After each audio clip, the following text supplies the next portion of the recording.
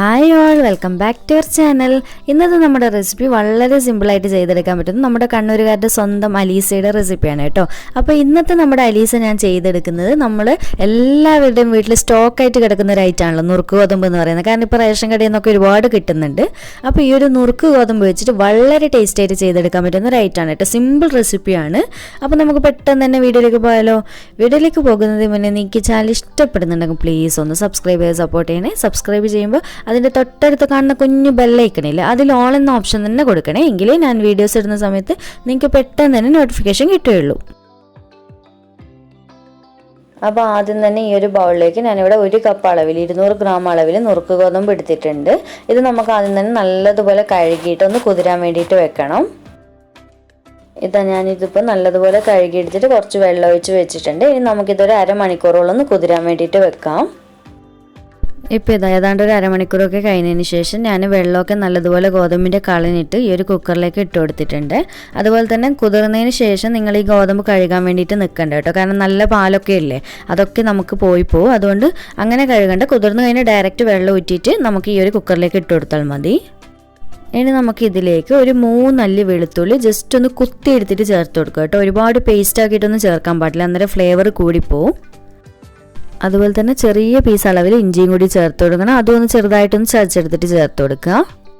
അതുപോലെ തന്നെ നിങ്ങൾ എപ്പോഴും ഇഞ്ചിയും വെളുത്തുള്ളി അൽസയിൽ ഇടുമ്പോൾ പ്രത്യേകം ശ്രദ്ധിക്കണം കേട്ടോ. ഒരുപാട് ആവാനേ പാടില്ല, കാരണം അതിൻ്റെ ഫ്ലേവർ ഒരിക്കലും മുന്നിൽ നിൽക്കാൻ പാടില്ല. ആ ഒരു ഗോതമ്പിൽ ചെറിയൊരു ഫ്ലേവർ കിട്ടാൻ വേണ്ടിയിട്ട് മാത്രമാണ് കേട്ടോ ചേർക്കുന്നത്. ഇപ്പം ഞാൻ ചേർത്തത് കണ്ടല്ലോ, ചെറിയൊരു അളവിൽ മാത്രമേ ചേർത്തിട്ടുള്ളൂ. അതൊന്ന് പ്രത്യേകം നോട്ട് ചെയ്യണേ, മറക്കരുതേ. അടുത്ത നമുക്ക് ഇഷ്ടമുള്ള അളവിൽ ചിക്കൻ ചേർത്ത് കൊടുക്കുക. എല്ലില്ലാതെ ചിക്കൻ ആയാലും എല്ലുള്ളതായാലും കുഴപ്പമില്ല. എല്ലുള്ളതാണെങ്കിൽ വേവിച്ചതിന് ശേഷം എല്ല് സെപ്പറേറ്റ് ചെയ്തെടുക്കണം. ഞാനിപ്പോൾ എല്ലില്ലാതെ ചിക്കനാണ് ചേർത്ത് കൊടുത്തിട്ടുള്ളത്. ഞാനിപ്പോൾ 100 ഗ്രാം അളവിലാണ് കേട്ടോ ചേർത്ത് കൊടുത്തിട്ടുള്ളത്. ചിക്കന് ശരിക്കും ഒരു കറക്റ്റ് ഒരു അളവൊന്നുമില്ല. നിങ്ങൾക്ക് കഴിക്കാനോ അതിൻ്റെ ഫ്ലേവറൊക്കെ എത്ര വേണോ അതിനനുസരിച്ചിട്ടുള്ളത് മാത്രം ഇട്ട് കൊടുത്താൽ മതിയേ. അടുത്ത നമുക്ക് ഇതിലേക്ക് ആവശ്യത്തിനുള്ള ഉപ്പ് ഇട്ട് കൊടുക്കുക. ഉപ്പ് നോക്കിയിട്ട് കുറച്ചായിട്ട് മാത്രം ഇട്ട് കൊടുക്കുക. ഇനി ഇതിലേക്ക് ഒരു ചെറിയ സവാള ഇതുപോലെ ചെറുതായിട്ട് കട്ട് ചെയ്തിട്ട് ചേർത്ത് കൊടുക്കുക. അടുത്തത് നമുക്ക് ഇതിലേക്ക് ആവശ്യത്തിനുള്ള വെള്ളം ഒഴിച്ചു കൊടുക്കുക. അപ്പോൾ വെള്ളം ഒഴിച്ചു കൊടുക്കുമ്പോൾ പ്രത്യേകം ശ്രദ്ധിക്കുക, നമ്മുടെ ഈ ചിക്കനും ഈ ഗോതമ്പൊക്കെ നല്ല രീതിയിൽ മുങ്ങിക്കിടക്കണം കേട്ടോ. ഈ വെള്ളം നന്നായിട്ട് ഇതിൽ മുങ്ങിക്കിടക്കണം. ആ ഒരു അളവിലാണ് വേണ്ടത്. ഇത്രയും മതി കേട്ടോ. ഇനി നമുക്ക് നന്നായിട്ടൊന്ന് മിക്സ് ചെയ്ത് കൊടുക്കാം. എൻ്റെ ഉപ്പ് ആവശ്യമുണ്ട് എന്നുണ്ടെങ്കിൽ ചെക്ക് ചെയ്തിട്ടൊന്ന് ഇട്ട് കൊടുക്കണേ. അപ്പോൾ ഇനി നമുക്കിത് അടച്ച് വെച്ച് കൊടുക്കാം. എന്നിട്ട് ഫ്ലെയിം ഓൺ ചെയ്ത് കൊടുത്തിട്ടുണ്ട്. ഇനി നമുക്കിത് മീഡിയം ഫ്ലെയിമിലിട്ടിട്ട് 4 വിസിലാണ് കേട്ടോ ഞാൻ അടിച്ചെടുക്കുന്നത്. അപ്പോൾ നിങ്ങൾ ഒരുപാട് സമയം 1 മണിക്കൂറൊക്കെ ഗോതമ്പ് കുതിർക്കുന്നുണ്ടെങ്കിൽ 3 വിസിലൊക്കെ മതി കേട്ടോ ഇത് വേവാനായിട്ട്. ഞാനിപ്പോൾ അരമണിക്കൂറല്ലേ കുതിർക്കുന്ന ടൈം പറഞ്ഞിട്ടില്ല, അതുകൊണ്ട് 4 വിസിൽ നല്ല പാകമാണ് കേട്ടോ. പിന്നെ ചിലരുടെ ഫ്ലെയിമിനനുസരിച്ചുള്ള ചെറിയ ചെറിയ വേരിയേഷൻസ് അങ്ങോട്ടും ഇങ്ങോട്ടൊക്കെ വരും, അതൊന്നൊക്കെ ഒന്ന് ശ്രദ്ധിക്കണേ. അപ്പോൾ ഇതാ 4 വിസിലൊക്കെ അടിച്ചതിന് ശേഷം ഞാൻ നേരത്തെ ഫ്ലെയിം ഓഫ് ചെയ്ത് വെച്ചിട്ടുണ്ടായിരുന്നു. ഇപ്പോൾ ഇതാ പ്രഷറൊക്കെ പോയതിന് ശേഷം ഉടനെ തന്നെ ഞാൻ അടപ്പ് തുറന്നിട്ട് ഇതിലേക്ക് ഒരു 2 ചെറിയ പീസ് അളവിൽ പട്ടയും ഒരു 3-4 ഗ്രാമ്പും ഇട്ട് കൊടുക്കുന്നുണ്ട്. എന്നിട്ട് നന്നായിട്ടൊന്ന് മിക്സ് ചെയ്ത് കൊടുത്തതിന് ശേഷം ഉടനെ തന്നെ വീണ്ടും ഒന്ന് അടച്ചു വെച്ച് കൊടുക്കുക കേട്ടോ. കാരണം ഈ ഒരു ഗ്രാമ്പുവിൻ്റെയും പട്ടയുടെയൊക്കെ ഫ്ലേവർ ഇതിൽ കിട്ടണം. അപ്പോൾ കുക്കറിൽ അൽസ വെക്കുന്ന സമയത്ത് നമ്മൾ മുന്നേ ഇട്ട് കൊടുക്കുന്നത് അത്ര നല്ലതല്ല കേട്ടോ, ഒരുപാട് ഫ്ലേവർ ആയിപ്പോൾ. അപ്പോൾ ഇതാകുമ്പോൾ നല്ല രീതിക്ക് തന്നെ കിട്ടിക്കോളൂ. ഇനി നമുക്കിത് അടച്ചു വെച്ച് കൊടുത്തിട്ട് നന്നായിട്ടൊന്ന് ചൂടൊക്കെ ആറുന്നവരെ വെയിറ്റ് ചെയ്യാം. അപ്പോൾ ഇതാ നമ്മുടെ അൽസയൊക്കെ അത്യാവശ്യം നന്നായിട്ട് തണുത്ത് വന്നിട്ടുണ്ട്. ഞാനിത് അടുപ്പ് തുറന്നു കൊടുത്തിട്ടുണ്ട്. കണ്ടില്ല, നമുക്ക് ഒട്ടും തന്നെ ഇതിൽ വെള്ളമൊന്നുമില്ല. നേരത്തെ നമ്മൾ ഗ്രാമ്പും പട്ടയൊക്കെ ഇട്ട് കൊടുക്കുന്ന സമയത്ത് കുറച്ച് വെള്ളമൊക്കെ ഉണ്ടായിരുന്നു. ഇപ്പോൾ അതൊക്കെ പോയിട്ടുണ്ട്, നല്ല ഡ്രൈ ആയി വന്നിട്ടുണ്ട്. ഇനി നിങ്ങൾക്ക് ഇങ്ങനെ ഒന്ന് സ്പൂൺ വെച്ച് ഉടച്ചു കൊടുക്കുന്നത് നല്ലതാണ് കേട്ടോ. എന്താണെന്ന് വെച്ചാൽ നമ്മുടെ ചിക്കൻ്റെ പീസൊക്കെ ഉണ്ടെങ്കിൽ അതൊക്കെ നന്നായിട്ട് ഉടഞ്ഞ് കിട്ടിക്കോളൂ. ഇനി നമുക്ക് ഇത് മിക്സിയിൽ അടിക്കേണ്ട ആവശ്യമൊന്നുമില്ല കേട്ടോ. കാരണം നുറുക്ക് ഗോതമ്പില്ല ഒരുപാട് അങ്ങനെ കടിക്കൊന്നുമില്ല, ചെറിയ രീതിയിൽ കടിക്കാൻ മാത്രമേ ഉണ്ടാവുള്ളൂ. അപ്പോൾ ഇനി നമുക്ക് ഇതിലേക്ക് തേങ്ങാപ്പാൽ ഒഴിച്ചു കൊടുക്കാം. അതുപോലെ തന്നെ നിങ്ങൾക്ക് ഈ ഗോതമ്പ് ഇങ്ങനെ കടിക്കുന്നത് ഇഷ്ടമില്ല എന്നുണ്ടെങ്കിൽ നിങ്ങൾ മിക്സിയിൽ വേണ്ടിക്ക് ഒന്ന് ക്രഷ് ചെയ്തെടുത്തോളൂ കേട്ടോ. ഒരു തവണ ഒന്ന് കറക്കി എടുക്കുന്നത് നല്ലതാണ്. അത് നിങ്ങളുടെ ഇഷ്ടത്തിനനുസരിച്ച് ചെയ്താൽ. എനിക്ക് അൽസയിൽ കുറച്ചൊന്ന് ഗോതമ്പ് ഇടയ്ക്കൊന്ന് കടിക്കുമ്പോൾ നല്ല ടേസ്റ്റ് ആയിരിക്കും കേട്ടോ. അങ്ങനെ ശരിക്കും നമുക്ക് കല്യാണ വീട്ടിൽ നിന്നൊക്കെ കഴിച്ചവർക്കൊക്കെ അറിയാൻ പറ്റും, അൽസ കഴിച്ചവർക്ക് ഇടയ്ക്കൊന്ന് കടിക്കാൻ കിട്ടുമല്ലോ. ഇനി നമുക്ക് ഇതിലേക്ക് 2 to 2.25 കപ്പ് വരെയുള്ള അളവിൽ തേങ്ങാപ്പാൽ ഒഴിച്ചു കൊടുക്കണം. തേങ്ങാപ്പാൽ എടുക്കുമ്പോൾ പ്രത്യേകം ശ്രദ്ധിക്കുക, നല്ല കട്ടിയുള്ള തേങ്ങാപ്പാൽ തന്നെ എടുക്കുക കേട്ടോ. അപ്പോൾ 1 കപ്പ് ഗോതമ്പിന് 2 കപ്പ് അല്ലെങ്കിൽ 2.25 വരെ ആവാം കേട്ടോ, അതിൽ കൂടണ്ട. അന്നേരം ഒരുപാട് വറ്റിച്ചെടുക്കാൻ നമുക്ക് സമയമാവും.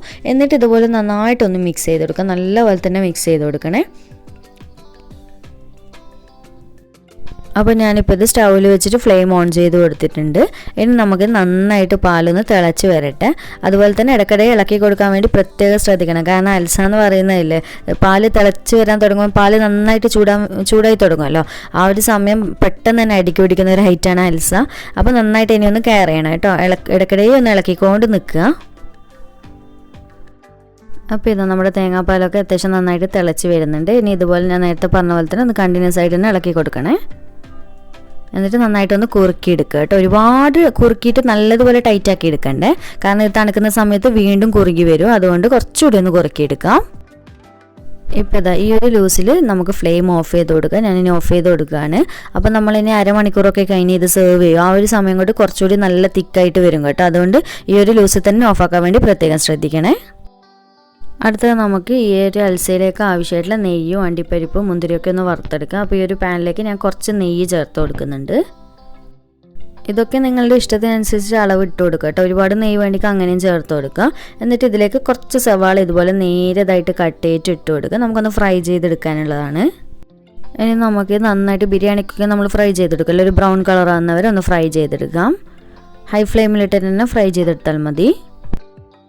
അപ്പോൾ ഇത് നമ്മുടെ സവാളയുടെ കളറൊക്കെ അത്യാവശ്യം ചെറുതായിട്ട് മാറി വന്നിട്ടുണ്ട്. ചെറിയൊരു ബ്രൗൺ ആയി വന്നിട്ടുണ്ട്. ഇനി നമുക്ക് ഇതിലേക്ക് കുറച്ച് അണ്ടിപ്പരിപ്പ് ഇട്ട് കൊടുക്കാം. അതൊക്കെ നിങ്ങളുടെ ഇഷ്ടത്തിനനുസരിച്ച് ഇട്ട് കൊടുക്കുക. എത്ര കഴിക്കാൻ താല്പര്യമുണ്ടോ അതിനനുസരിച്ച് ഇട്ട് കൊടുക്കുക. എന്നിട്ട് അണ്ടിപ്പരിപ്പ് ഒന്ന് നന്നായിട്ട് വറുത്തെടുക്കാം. അണ്ടിപ്പരിപ്പിൻ്റെ കളറ് ചെറുതായിട്ട് മാറി വരുന്ന സമയത്ത് ഇതിലേക്ക് കുറച്ച് മുന്തിരിയോട് ഇട്ട് കൊടുക്കുന്നുണ്ട്. അതുപോലെ തന്നെ നിങ്ങൾക്ക് ഓരോന്നായിട്ട് സെപ്പറേറ്റ് റോസ്റ്റ് ചെയ്തെടുക്കണമെങ്കിൽ അങ്ങനെയും ചെയ്യാം കേട്ടോ. ഇപ്പോൾ നമ്മൾ സവാളയും മുന്തിരി അണ്ടിപ്പരിപ്പൊക്കെ വറുത്തെടുത്തിട്ടുണ്ട്. ഇനി നമുക്ക് ഫ്ലെയിം ഓഫ് ചെയ്ത് കൊടുക്കുക. എന്നിട്ട് എങ്ങനെ സെർവ് ചെയ്യുന്നതെന്നുള്ളത് നോക്കാം. ഇപ്പോൾ ഇതാ നമ്മുടെ അൽസ ഇപ്പോൾ അത്യാവശ്യം ഒരു അരമണിക്കൂറൊക്കെ കഴിഞ്ഞതിന് ശേഷം ഞാൻ സെർവ് ചെയ്ത് കൊടുക്കുന്നുണ്ട്. കണ്ടില്ല, അത്യാവശ്യം നല്ല തിക്കായിട്ടല്ലേ വന്നത്. നമ്മൾ ഇതുപോലെ അല്ലല്ലോ ഫ്ലെയിം ഓഫ് ആക്കിയിട്ടുണ്ടായിരുന്നത്. അതാ പറഞ്ഞത്, അൽസ വെക്കും തോറും നമുക്ക് കുറുകി വരുന്ന ഒരു ഐറ്റമാണ് കേട്ടോ. അപ്പോൾ ഞാൻ നേരത്തെ പറഞ്ഞ പോലെ തന്നെ ആ ഒരു ലൂസിൽ തന്നെ ഫ്ലെയിം ഓഫ് ചെയ്യാൻ വേണ്ടി ശ്രദ്ധിക്കണേ. അപ്പോൾ നിങ്ങൾക്ക് ഓവർ ടൈറ്റായിട്ട് ആവശ്യമുണ്ടെങ്കിൽ അതിനനുസരിച്ച് കുറുക്കിയെടുക്കാൻ മതി, കുഴപ്പമൊന്നുമില്ല. അപ്പോൾ നന്നായിട്ട് ഇതുപോലെ ബൗളിലേക്ക് ഒഴിച്ചു കൊടുത്തിട്ടുണ്ട്. അപ്പോൾ ഇതിൻ്റെ മുകളിലായിട്ട് നമ്മൾ നേരത്തെ വറുത്ത് വെച്ചിട്ടുള്ള അണ്ടിപ്പരിപ്പും മുന്തിരിയൊക്കെ നെയ്യോട് കൂടി തന്നെ ഒഴിച്ചു കൊടുക്കുക കേട്ടോ. ഈ നെയ്യും കൂടിയൊക്കെ ഒന്നിച്ച് മിക്സ് ചെയ്യുമ്പോഴാണ് ഇതിൻ്റെ പ്രത്യേക ടേസ്റ്റിങ് കിട്ടുന്നത്. അപ്പോൾ ഇത്രയേ ഉള്ളൂ കേട്ടോ നമ്മുടെ അൽസ എന്ന് പറയുന്നത്. ഇനി ഞാൻ ഇതൊരു ചെറിയ പ്ലേറ്റിലേക്ക് സെർവ് ചെയ്ത് കൊടുത്തിട്ട് കുറച്ച് പഞ്ചസാരയും കൂട്ടിയിട്ടാണ് കേട്ടോ ഇത് കഴിക്കുക. അത് ഞാൻ കാണിച്ചു തരാം എങ്ങനെയുള്ളതെന്ന്. തനിയെ കഴിക്കാൻ താല്പര്യമുള്ളവർക്ക് അങ്ങനെയും കഴിക്കാം കേട്ടോ. അതൊക്കെ നിങ്ങളുടെ ഇഷ്ടത്തിനനുസരിച്ച് ചെയ്യുക. നല്ല ഹെൽത്തി ആയിട്ടുള്ള ഒന്നും കൂടിയാണ് കേട്ടോ. അതോ ടേസ്റ്റും നല്ല ടേസ്റ്റാണ്. അതുപോലെ തന്നെ ഇതിന് മുന്നേ ഞാൻ ഒറിജിനൽ ഗോതമ്പ് വെച്ചിട്ട് ചെയ്യുന്ന അൽസയുടെ റെസിപ്പി ഇട്ടിട്ടുണ്ട്. അത് കാണാത്തവരുണ്ടെന്നുണ്ടെങ്കിൽ ഒന്ന് കണ്ടു നോക്കണേ. നല്ല വ്യൂ കിട്ടിയിട്ടുള്ള റെസിപ്പിയാണ് കേട്ടോ. ഒരുപാട് പേര് ട്രൈ ചെയ്തിട്ട് നല്ല അഭിപ്രായം പറഞ്ഞിട്ടുള്ള റെസിപ്പിയാണ്. അപ്പോൾ അതേ സെയിം ടേസ്റ്റ് തന്നെ ഞാൻ ഇതും ഉണ്ടാക്കിയിട്ടുള്ളത്. അപ്പോൾ വീഡിയോ ഇഷ്ടമായിട്ടുണ്ടെന്നുണ്ടെങ്കിൽ ലൈക്ക് ചെയ്യാനുള്ള കാര്യം മറക്കില്ല. അപ്പോൾ വീണ്ടും ഒരു അടിപൊളി വീഡിയോ ആയിട്ട് കാണാം. താങ്ക്